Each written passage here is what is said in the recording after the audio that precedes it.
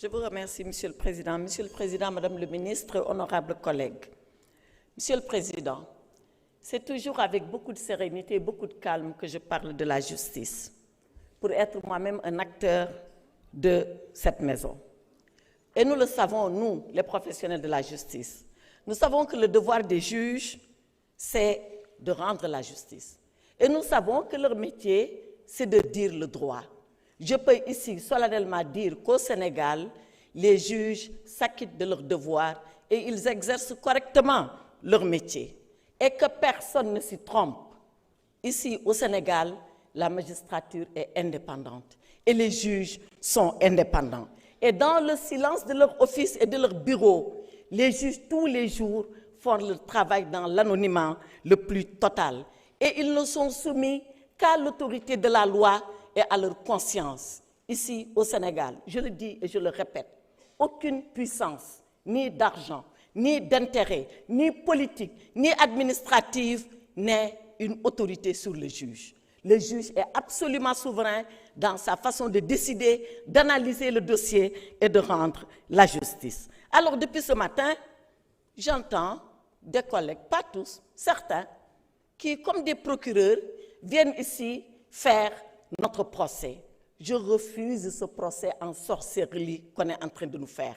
Je le refuse parce qu'il n'est fondé sur rien, que sur des accusations gratuites qui vont tomber dès que le vent de la justice et de la vérité va se lever. Je voudrais dire à ces faux procureurs qui appellent à un procès, soit, allons-y au procès. Et quand le procès aura lieu, il ne faudrait pas qu'ils soient les premiers surpris. La justice va passer. Elle va passer de la façon la plus indépendante. Elle va passer de la façon la plus libre. Et ainsi, quand le juge verra les dossiers, quand il les examinera, quand il saura distinguer le vrai du faux, qu'est-ce qui va se passer? Eh bien, le juge, il va décider de punir le coupable, à la condition que sa culpabilité soit prouvée. Parce que dans notre système, personne ne peut être puni sans que sa culpabilité ne soit démontrée au préalable. Et que va faire le juge après? Il va acquitter l'innocent. S'il est convaincu qu'il est innocent, il va l'acquitter parce que c'est la règle de la justice et c'est la primauté de la règle de droit. Que va faire le juge? Le juge va dédommager la victime. La victime, s'il est convaincu que c'est une victime et qu'elle a droit à un dédommagement, le juge va la dédommager sans aucun problème. Par contre, le juge va démasquer la fausse victime. Ces victimes qui, tous les jours, sont là à nous inonder de leurs larmes de crocodile, alors qu'elles sont aussi coupables que les gens qu'elles veulent dénoncer. C'est ça la justice. Ces 4 choses, le juge le fera. Et ces 4 choses, quand on est coupable, la loi va s'abattre sur vous. Quand on est innocent, la loi vous laissera partir. Quand on est victime, la loi vous dédommagera. Quand on est une fausse victime, la loi vous rejettera. Et à la fin de tout ça, nous tous, nous ici présents, ceux qui sont dehors, comme les juges qui sont en train de juger, on sera jugé par le seul vrai juge. Et ce jour-là arrivera, croyez-moi, mes chers collègues. Je vous remercie, monsieur. Merci, honorable. Mohamed Aïb Salim Dafé, dernier orateur.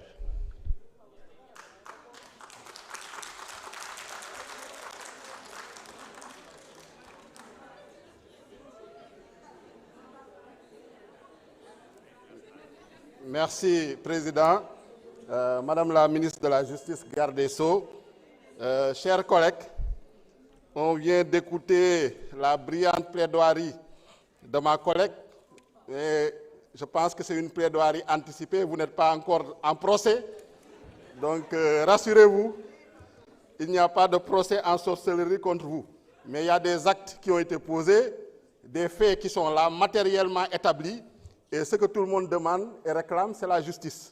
Maintenant, si vous avez mauvaise conscience ou si vous avez à vous, comme on dit, qui se sent morveux se mouche. Donc, Madame la ministre de la Justice, garde des Sceaux, je voudrais vous féliciter et vous encourager vraiment par rapport à la confiance du chef de l'État et du Premier ministre. Et nous sommes en tout cas rassurés de votre stature et de votre engagement pour que justice soit faite. di wax ni rek di jaajëfal d'abord tous les ex-détenus politiques les victimes et les martyrs politiques nga xam ne ñëwoon nañu wuyu si la journée d'hommage du 7 décembre 2025 nga xam ne ça a été un moment fort où vraiment ils ont communié avec le président Ousmane Sonko et ils ont réclamé justice justice boobu nag bu ñëpp di réclamer gis nañ ni en tout cas ci dossier yooyu enquête yi démarré na ñoo ngi koy rafetlu parce que tey am na ay sama collègue député yoo xam ne ay victimes nañu te am na ñu ci jot auditionné au niveau de la section de recherche de Colobane luñ ciy ñaan nag mooy ñu yokkal leen seeni moyens pour que enquête yooyu gën a gaaw ñu décentraliser parce que tamit victimes yi nekkuñu woon rek Dakar am na ñu nekk dans la région de Diourbel am na ñu nekk dans la région de Saint-Louis et surtout dans la région de Ziguinchor parce que y a des témoins te témoins yooyu yëpp suñu buggee ñu jógee Ziguinchor jóge Touba jóge Saint-Louis déplacé wu day xaw a metti te sans ces témoins là il sera difficile d'établir les faits donc loolu vraiment ñoo ngi koy ñaan sur le cas également des martyrs Didier Badji et Fulbert Sambou ñoo ngi rafetlu également les avancées dans l'enquête et ñoo ngi leen di encourager en tout cas ci dynamique boobu pour que justice soit faite et que la lumière soit pleinement établie et que les coupables commanditaires yi ak auteurs yi soient sévèrement punis. Madame la ministre de la Justice, garde des Sceaux,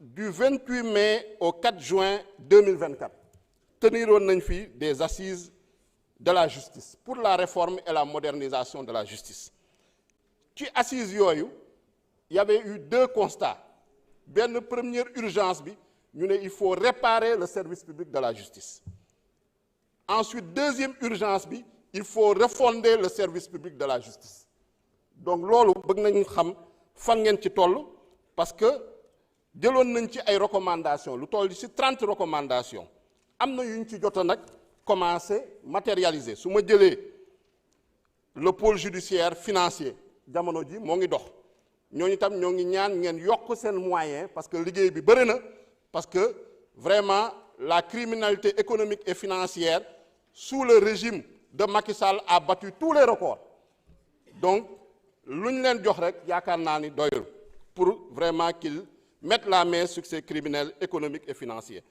voté nañ fi tamit la loi sur l'OFNAC jël au niveau du conseil des ministres adopté ngeen décret bi il y a également eu la loi et le décret sur la déclaration de patrimoine il y a eu également la loi et le décret sur le statut et la protection des lanceurs d'alerte loi et décret également sur la liberté d'accès à l'information mais on demande beaucoup plus parce qu'au niveau des assises de la justice on avait demandé ñu renforcer les ressources humaines matérielles et infrastructurelles du service public de la justice ressources humaines yi sama collègue yi wax nañ ko ressources matérielles yi wax nañ ko ressources infrastructurelles yi mun naa jël l'exemple du tribunal de grande instance de Sédhiou nga xam ne ba léegi amagul ay locaux adaptés jël exemple du tribunal d'instance de Goudomp et de Bounkiling ba léegi kenn établir ko donc am na yeneen yoo xam ne mooy réforme texte yi code pénal code de procédure pénale ak yeneen textes yi nga xam ne y a des dispositions pénales qui sont dans ces textes yooyu yëpp tam war nañ ko réformer pour permettre d'améliorer le fonctionnement du service public de la justice pour permettre de réconcilier la justice et ses usagers en tout cas ñoo ngi lay encourager yaak say collaborateurs ak sa équipe di vous souhaiter plein succès dans l'exécution de ce budget 2026. Je vous remercie. Merci, honorable. Mes chers collègues, nous allons suspendre la séance et nous allons reprendre à 14h30. La séance est suspendue.